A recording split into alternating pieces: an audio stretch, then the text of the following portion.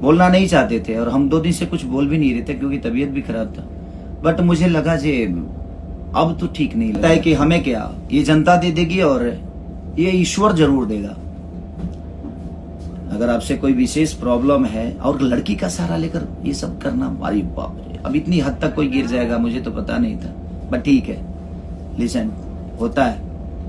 हमारे लिए भी बहुत सारी चीजें बोली जाती है, लेकिन मैं बोलूंगा नहीं क्योंकि बोल के करने का कोई मतलब ही नहीं बनता है। ये सब चीजें दबंगई वाली तो है नहीं, कानून है, न्यायालय है उसके लिए, और मैं अब न्यायालय से ही काम करता हूँ, कानून के द्वारा ही चीजें करता हूँ, क्योंकि आखिर कानून किस लिए बनाया गया है, हम इस देश के वासी।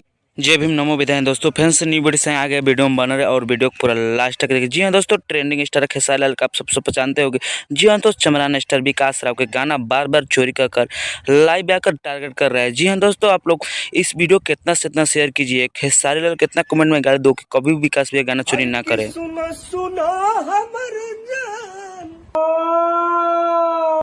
अच्छा